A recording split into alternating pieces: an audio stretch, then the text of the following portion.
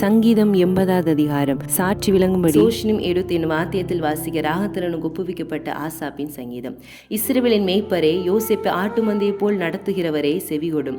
கேருபீன்கள் மத்தியில் வாசம் பண்ணுகிறவரே பிரகாசியும். எபிராயிம், பென்யமீன், மனாசே என்பவர்களுக்கு முன்பாக நீர் உமது வல்லமையை எழுப்பி எங்களை இரட்சிக்க வந்தருளும்.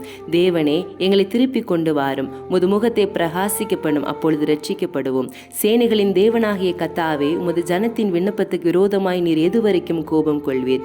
கண்ணீராகிய அப்பத்தை அவர்களுக்கு போஜனமாகவும் மிகுதியான கண்ணீரை அவர்களுக்கு பானமாகவும் கொடுத்தீர். எங்கள் அயலாருக்கு எங்களை வழக்காக வைக்கிறீர். எங்கள் சத்துருக்கள் எங்களை பரியாசம் பண்ணுகிறார்கள்.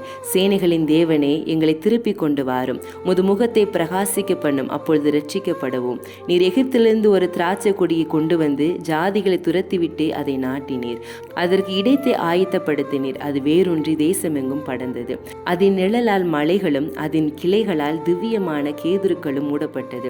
அது தன் கொடிகளை சமுத்திர மாட்டாகவும் தன் கிளைகளை நதி மாட்டாக படரவிட்டது.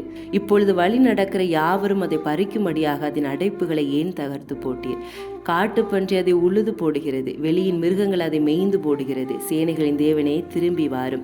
வானத்திலிருந்து கண்ணோக்கி பார்த்து இந்த திராட்சை கொடியை விசாரித்தருளும். உம்முடைய வலதுகரம் நாட்டின கொடியையும் உமக்கு நீர் திடப்படுத்தின கிளைகளையும் கடாட்சி தருளும். அது அக்கினியால் சுடப்பட்டும் வெட்டுண்டும் போயிற்று. உம்முடைய முகத்தின் பயமுறுத்தலால் அழிந்து போகிறது. உமது கரம் உமது வலது பாரிசத்து புருஷன் மீதிலும் உமக்கு நீர் திடப்படுத்தின மனுஷகுமாரன் மீதிலும் இருப்பதாக. அப்பொழுது உம்மை விட்டு பின்வாங்க மாட்டோம். எங்களை உயிர்ப்பையும் அப்பொழுது உமது நாமத்தை தொழுது கொள்வோம். சேனைகளின் தேவனாகிய கர்த்தாவே, எங்களை திருப்பிக் கொண்டு வாரும். உமது முகத்தை பிரகாசிக்க பண்ணும், அப்பொழுது இரட்சிக்கப்படுவோம்.